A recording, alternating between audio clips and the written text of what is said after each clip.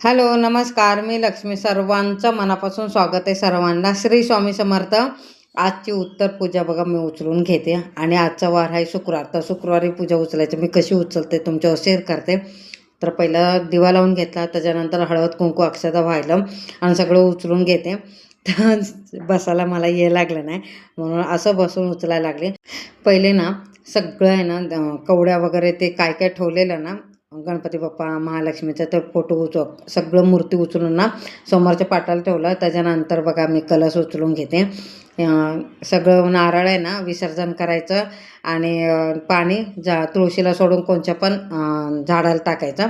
त्याच्यानंतर हे धान्य ना मी माझ्या डब्यात ठेवते, म्हणजे तांदळाच्या डब्यात ठेवते आणि हे सगळं निर्माला टाकते. काही ठेवणार नाही, सगळं निर्माला टाकते. नारळ सकट आणि ओटी भरलेली ती पण निर्माला टाकते आणि फक्त तांदूळ आपल्या डब्यात बाकीचं आणि फळं आपण खाऊन घ्यायचं. हे बघा उचलून घेतली सगळी पूजा आणि आजची पूजा करून घेते. मी पूजा करून घेतली, दिवा वगैरे लावून घेते, धूप दीप अगरबत्ती लावून घेते.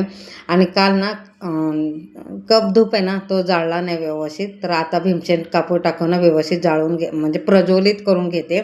हे बघा आणि धूप वगैरे सगळं लावून घेते आणि गुरुवारची पूजा करून घेते. दारापुढे रांगोळी वगैरे काढली, ते काय तुमच्यावर शेअर नाही केलं, फक्त पूजा उचलायचंच हे केलं म्हणजे शेअर केलं तुम्हाला पूजा मी उत्तर पूजा कशी करते म्हणून.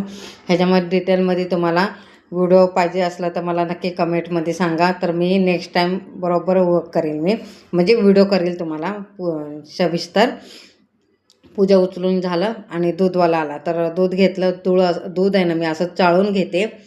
त्याच्यावर कचरा वगैरे काय असतं, केस वगैरे जनावरचे केस वगैरे असतात ना, त्याच्यासाठी जाळून घेते.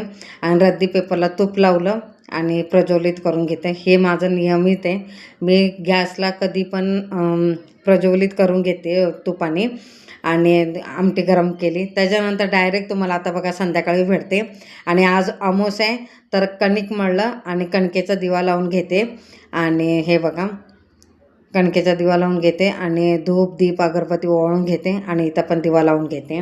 आणि आज ना मी एक उपाय करणार आहे अमावस्याच्या दिवशी माझ्या घरात. तर काय उपाय करणार आहे सांगते तुम्हाला. त्याच्या अगोदर सगळं असं देवपूजा करून घेते. हे बघा धूप दीप अगरबत्ती वगैरे सगळं ओवाळून घेते. दारापुढे पण ओवाळून घेतलं. आणि सर्वप्रथम ना मी कणकेचा दिवा लावून घेतला. कणकेच्या दिव्यातनं काही टाकायचं नाही, साधं सिंपलच मळायचं ते. त्याच्यानंतर असं मोठा लावायचा आणि ना दक्षिण दिशेला करून लावायचं. आणि जी माझी दरवाजाची दिशा आहे ना ती उत्तर दिशा आहे, तर मग दक्षिण दिशेला मी लावलं आहे दिवा. आणि हे बघा मी काय करते, एक वाटी घेतली, वाटीतनं 2 भीमसेन कापूर, त्याच्यानंतर 2 लवंगा आणि चिमूटभर ना पिवळी मोहरी घेतली आणि घर सगळं फिरवायला लागली. आणि उंबऱ्यावर ठेवायचं सगळं फिरून आणि म्हणायचं माझ्या घरातली दरिद्री बाहेर जाऊन दे, माता लक्ष्मीचा आगमन होऊन दे, माझ्या घरातले जे काही इडापिडा बाहेर जाऊन दे, माता लक्ष्मी भगवान विष्णूचा माझ्या घरात ना आगमन होऊया, असंच म्हणत म्हणत ना सगळीकडे घर सगळं फिरवायचं. त्याच्यानंतर मग दारापुढे ठेवायचं उंबरावर. हे बघा मी उंबरावर ठेवते. हे बघा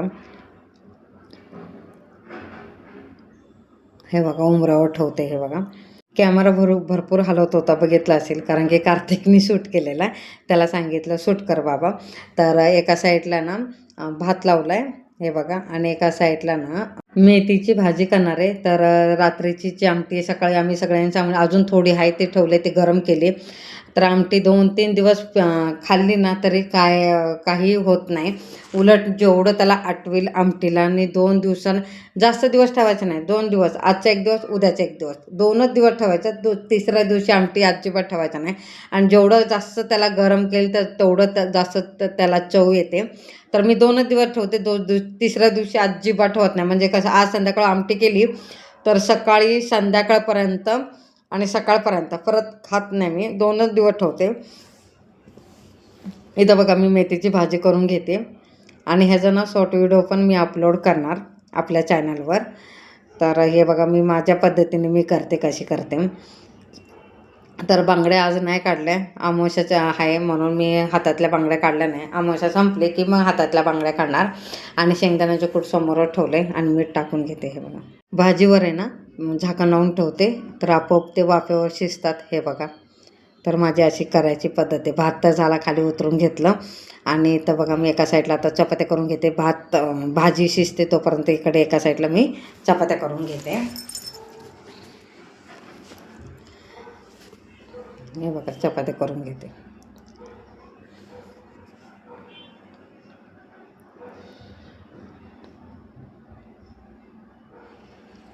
वेळ झाला तर त्याच्यासाठी पटापट करायला लागले मी. आणि पहिले छोटे छोटे 2 चपात्या करते. गाईला आणि कुत्र्याला असे 2 करून ठेवते. मला वेळ आली की म्हणजे वेळ भेटला ना मला, मी खाली जाऊन ठेवून येते. तर वेळ नाही भेटला तर 2-3 दिवसाचं जाते. मग टोपल्यात तसंच ठेवते मी. आता मोठी चपाती करायला घेते. आम्हाला जेवढं लागतं आहे तेवढं आमच्या तिघांपुरतं करणार आहे.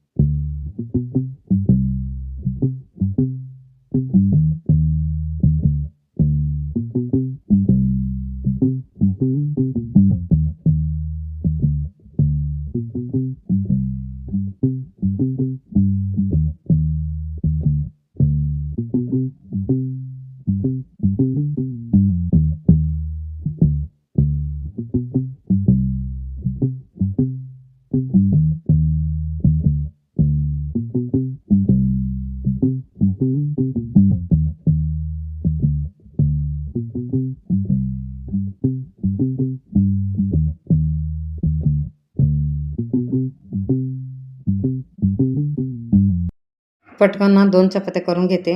तर आज मेथीची भाजी आहे ना, तर मेथीची भाजी आणि चपात्या. स्वामीला नैवेद्य दाखवून घेते आणि नैवेद्य दाखवून 5 मिनटं होतात तोपर्यंत बाकीच्या चपात्या करून घेते मी. हे बघा 2 चपात्या काढून घेते आणि भाजी.